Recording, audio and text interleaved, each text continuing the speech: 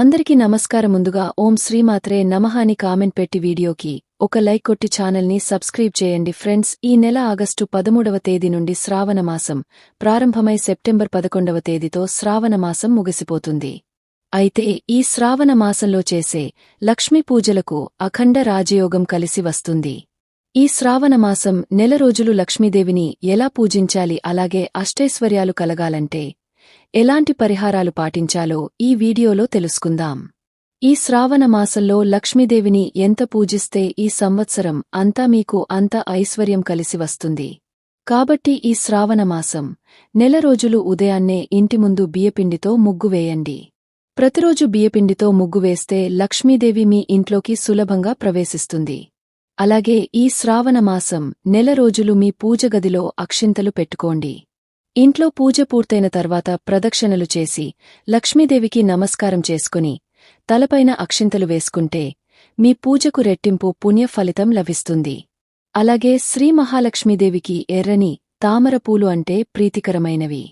కాబట్టి ఈ శ్రావణ మాసంలో తామరపూలతో లక్ష్మీదేవిని పూజిస్తే ఎంతటి పేదరికమైనా వెంటనే తొలగిపోతుంది.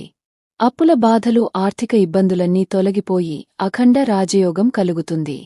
అలాగే ఈ శ్రావణ మాసంలో ఇంట్లో దీపారాధన చేసేటప్పుడు దీపం నూనెలో చిటికెడు కర్పూరం పొడి వేస్తే మీ పూజగదిలో నెగటివ్ ఎనర్జీ లేకుండా దైవశక్తులు ఆకర్షిస్తాయి. తద్వారా మీ పూజకు రెట్టింపు పుణ్య ఫలితం లభిస్తుంది. అలాగే లక్ష్మీదేవి ముందు దీపం వెలిగించేటప్పుడు తమలపాకు పైన దీపం వెలిగించాలి. తమలపాకులో లక్ష్మీదేవి, సరస్వతీ దేవి, పార్వతీ దేవి కొలువై ఉంటారు. కాబట్టి తమలపాకు పైన దీపం వెలిగిస్తే మహాలక్ష్మి కటాక్షం త్వరగా కలుగుతుంది. ప్రతి శ్రావణ శుక్రవారం లక్ష్మీదేవిని విశేషంగా పూజించాలి. కాబట్టి ఒక చిన్న లక్ష్మీదేవి విగ్రహాన్ని తెచ్చుకుని ప్రతి శుక్రవారం ఆవుపాలతో అమ్మవారికి అభిషేకం చేసి ఆవునెయ్యితో దీపారాధన చేస్తే లక్ష్మీదేవి వెంటనే అనుగ్రహిస్తుంది. అలాగే ఈ శ్రావణ మాసంలో తప్పనిసరిగా మీ ఇంటికి కొత్త చీపురును తెచ్చుకోండి. ఈ శ్రావణ మాసంలో వచ్చే ఏదైనా ఒక శనివారం నాడు మీ ఇంట్లో ఉన్న పాత చీపురు తీసేసి ఒక కొత్త చీపురును ఇంటికి తెచ్చుకుంటే మీ ఇంటికి సిరి సంపదలు కలిసి వస్తాయి.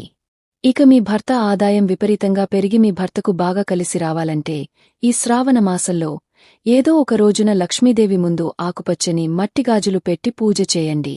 పూజ పూర్తయ్యాక ఈ గాజులు వేసుకోండి. దీనివల్ల మీ భర్తకు అన్ని విధాలుగా కలిసి వస్తుంది. అలాగే ప్రతి శ్రావణ శుక్రవారం ఇంట్లో పాలు పొంగించి లక్ష్మీదేవికి పరమాన్నం నివేదించాలి. అయితే విశేషంగా ఈ శ్రావణ శుక్రవారంలో ఆవుపాలతో పరమాన్నం చేసి లక్ష్మీదేవికి నివేదిస్తే చాలా మంచిది. అలాగే గోధుమ రవ్వ బెల్లం వేసి పాయసం తయారుచేసి లక్ష్మీదేవికి నివేదిస్తే మీ భర్త ఉద్యోగంలో ప్రమోషన్లు లభిస్తాయి. అయితే లక్ష్మీదేవికి సమర్పించే నైవేద్యాన్ని ప్లాస్టిక్ గిన్నెలో కాకుండా అరటి ఆకుపైన అమ్మవారికి నైవేద్యంగా పెట్టండి. అయితే మనలో చాలామంది పూజగదిలో ఒక దీపం వెలిగించి ఇంట్లో పూజ చేసుకుంటారు. కాని ఈ శ్రావణ మాసంలో మాత్రం ఖచ్చితంగా అమ్మవారి ముందు 2 దీపాలు వెలిగించి పూజ చేసుకోవాలి. అలాగే వరలక్ష్మి వ్రతాన్ని చేసే ఆడవారు అమ్మవారికి పట్టుచీర సమర్పించి వరలక్ష్మి వ్రతాన్ని చేస్తే అమ్మవారి అనుగ్రహం వెంటనే లభిస్తుంది. అలాగే ఈ శ్రావణ మాసంలో మీ ఇంటికి వచ్చిన ముత్తైదులకు తప్పకుండా తాంబూలం ఇచ్చి పంపించాలి. ముఖ్యంగా వరలక్ష్మి వ్రతం చేసే రోజున ఇంటికి 5 ముత్తైదులను పిలిచి తాంబూలంలో ఒక పసుపు కొమ్ము, 1 రూపాయి నాణెం పెట్టి తాంబూలం ఇస్తే మీ ఇంటి సంపద రెట్టింపు అవుతుంది. ఇక చాలామంది ఆడవారు ప్రతిరోజు తులసిని పూజిస్తారు. అయితే ఈ శ్రావణ మాసంలో ప్రతిరోజు సాయంత్రం పూట తులసికోటలో దీపారాధన చేస్తే ముక్కోటి దేవతల అనుగ్రహం మీ ఇంటిపై ఎల్లవేళలా ఉంటుంది. అలాగే లక్ష్మీదేవిని పూజించే ఆడవారు తప్పకుండా కాళ్లకు పసుపు రాసుకోవాలి. నిండు ముత్తైదుల తయారీ లక్ష్మీదేవిని పూజిస్తే దీర్ఘ సుమంగళ యోగం కలుగుతుంది. అలాగే ఈ శ్రావణ మాసం నెల రోజులు ఇంటి గుమ్మానికి మామిడి తోరణాలు కట్టుకోండి. ఇంటి గుమ్మం పచ్చగా కలకలలాడుతూ ఉంటే మీ ఇంట్లోకి వెంటనే లక్ష్మీదేవి అడుగు పెడుతుంది. అలాగే ప్రతి శ్రావణ శుక్రవారం సాయంత్రం పూట ఇంటి గుమ్మం ముందు 2 దీపాలు వెలిగించి ఇల్లంతా సాంబ్రని పొగ వేయండి. మీ ఇంట్లో ఉన్న దుష్ట శక్తులు తొలగిపోయి ఇంట్లోకి ధనలక్ష్మీ దేవి ప్రవేశిస్తుంది. అలాగే ఈ శ్రావణ మాసంలో వీలైనంత ఎక్కువగా గోమాతను పూజించండి. గోవుకు ఆహారంగా శనగలు, బెల్లం, అరటిపండ్లు ఇలాంటి ఆహార పదార్థాలు తినిపిస్తే 33 కోట్ల మంది దేవతలు సంతృప్తి చెంది కోరిన వరాలను వెంటనే ప్రసాదిస్తారు. ఈ శ్రావణమాసం నెల రోజులు సాయంత్రం 6 గంటల నుండి 7 గంటల మధ్యలో లక్ష్మీదేవి భూమిపై సంచరిస్తూ తన భక్తులను ఆశీర్వదిస్తుందట. కాబట్టి సాయంత్రం పొరపాటున కూడా ఇంట్లో నిద్రపోకూడదు. లేదంటే లక్ష్మీదేవికి బదులుగా మీ ఇంట్లోకి దరిద్ర దేవత అడుగు పెడుతుంది. ఈ శ్రావణమాసం నెల రోజులు దేవతా వృక్షాలను ఎక్కువగా పూజించండి. తులసికోటను, రావి చెట్టును, ఉసిరి చెట్టును ఎక్కువగా పూజించాలి. ఈ దేవతా వృక్షాలకు ప్రదక్షిణాలు చేసి నమస్కారం చేసుకుంటే మీ జాతక దోషాలన్నీ తొలగిపోయి మీ జాతకంలో అదృష్టం పెరుగుతుంది. అలాగే ప్రతి శ్రావణ శుక్రవారం స్త్రీలు ఖచ్చితంగా ఉపవాసం ఉండాలి. దీనివల్ల మీ కుటుంబం మొత్తానికి భోగభాగ్యాలు కలుగుతాయి. లక్ష్మీదేవికి తామరపులు, గులాబీ పూలు, ఎర్ర గన్నేరు పూలు, మల్లెపూలు అంటే చాలా ఇష్టం కాబట్టి వీలైనంత ఎక్కువగా ఈ పూలతో లక్ష్మీదేవిని పూజించండి. ఇక ఈ శ్రావణ మాసంలో వీలైనంత ఎక్కువగా ఆవునెయ్యితో దీపారాధన చేయండి. లక్ష్మీదేవి ముందు ఆవునెయ్యితో దీపం వెలిగిస్తే చాలా మంచిది. అలాగే 5 వత్తులతో దీపారాధన చేస్తే అష్టైశ్వర్యాలు సులభంగా కలుగుతాయి. ఈ నెలలో లక్ష్మీదేవిని పూజించేటప్పుడు అమ్మవారికి కర్పూర హారతి సమర్పించేటప్పుడు కర్పూరం పైన ఒక లవంగం పెట్టి అమ్మవారికి హారతి ఇస్తే లక్ష్మీదేవి కరుణ కటాక్షాలు వెంటనే లభిస్తాయి. ఇక ఆడవారు ఇంట్లో పూజ చేసేటప్పుడు తడి జుట్టుతో లక్ష్మీదేవిని పూజించకూడదు. అలాగే జుట్టు ముడివేసుకుని ఇంట్లో పూజ చేయకూడదు. చక్కగా జడ వేసుకుని పూలు పెట్టుకుని లక్ష్మీదేవిని పూజిస్తేనే అమ్మవారి అనుగ్రహం లభిస్తుంది. ఈ శ్రావణమాసంలో ఏదైనా ఒక శుక్రవారం గోశాలకు వెళ్లి గోవు నుదిటిన పసుపు రాసి కుంకుమ బొట్టు పెట్టి అరటిపండ్లు ఆహారంగా తినిపించి ప్రదక్షిణాలు చేస్తే సర్వపాపాలు వెంటనే తొలగిపోయి విపరీతమైన అదృష్టం కలిసివస్తుంది. అలాగే ఈ శ్రావణమాసం నెల రోజులు ఇల్లంతా పసుపు నీళ్లు చల్లండి. పసుపు శుభసూచకం. ఇంట్లో పసుపు నీళ్లు చల్లితే మీ ఇల్లంతా దైవశక్తులతో నిండిపోతుంది.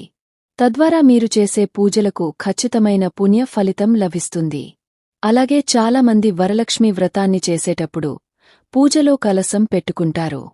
కలసం కింద బియ్యంతో పాటు కొన్ని నవధాన్యాలు కూడా వేసి కలసాన్ని ప్రతిష్ఠిస్తే మీరు చేసే వ్రతానికి లక్ష్మీ అనుగ్రహం వెంటనే లభిస్తుంది. అయితే వరలక్ష్మి వ్రతాన్ని చేసేటప్పుడు మట్టిపాత్రలో పాలు పొంగించి అమ్మవారికి పాయసం తయారుచేసి నివేదిస్తే అమ్మవారు ఎంతో సంతోషించి మీ నైవేద్యాన్ని వెంటనే ఆరగిస్తుంది. ఇక వ్యాపారాలు చేసేవారు మీ వ్యాపార స్థలంలో ఉన్న లక్ష్మీదేవి చిత్రపటానికి యాలుకల మాల వేసి పూజ చేస్తే మీ వ్యాపారంలో ఊహించని లాభాలు కలుగుతాయి. అలాగే లక్ష్మీదేవి పటానికి తామర గింజల మాల వేసి పూజ చేస్తే పట్టిందల్ల బంగారమై మీ ఇంట్లో లక్ష్మీదేవి శాశ్వతంగా కొలువై ఉంటుంది. ఇక ఈ శ్రావణ మాసంలో తప్పనిసరిగా దక్షిణామృత శంఖాన్ని పూజించాలి. శంఖం ఉన్న చోట లక్ష్మీదేవి ఉంటుందట. కాబట్టి మీ పూజగదిలో ఒక చిన్న శంఖాన్ని పెట్టి పూజ చేయండి. ఇక లక్ష్మీదేవి పటానికి పసుపు బదులుగా గంధం రాసి కుంకుమ బొట్లు పెడితే చాలా మంచిది. ఇక ఎవరైతే అప్పుల బాధలతో ఇబ్బంది పడుతున్నారో అలాంటివారు ఒక ఎర్రటి వస్త్రంలో జాజికాయను మూట కట్టి లక్ష్మీదేవి పాదాల దగ్గర పెట్టి పూజ చేస్తే అప్పుల బాధలన్నీ వెంటనే తీరిపోతాయి. అలాగే ఈ శ్రావణ మాసంలో ఖచ్చితంగా ఇంటి గుమ్మానికి ఉప్పు మూటను కట్టుకోండి. ఉప్పును లక్ష్మీదేవిగా భావిస్తారు. కాబట్టి గుమ్మానికి ఉప్పు మూట కడితే మీ ఇంట్లో లక్ష్మీదేవి శాశ్వతంగా తాండవిస్తుంది. అలాగే ఈ శ్రావణ మాసంలో ఖచ్చితంగా లక్ష్మీ యంత్రాన్ని తెచ్చుకుని మీ పూజ విధిలో పెట్టుకోండి. లక్ష్మీ యంత్రాన్ని పసుపు కుంకుమలతో పూజించి మీ బీరువాలో పెట్టుకుంటే ధనాకర్షణ పెరిగి ఇంట్లో వృధా ఖర్చులు తగ్గిపోతాయి. ఈ విధంగా ఈ శ్రావణ మాసంలో లక్ష్మీదేవిని పూజించి అష్టైశ్వర్యాలు పొందండి. ఈ వీడియో మీకు నచ్చితే లైక్ చేసి సబ్స్క్రైబ్ చేసుకోండి.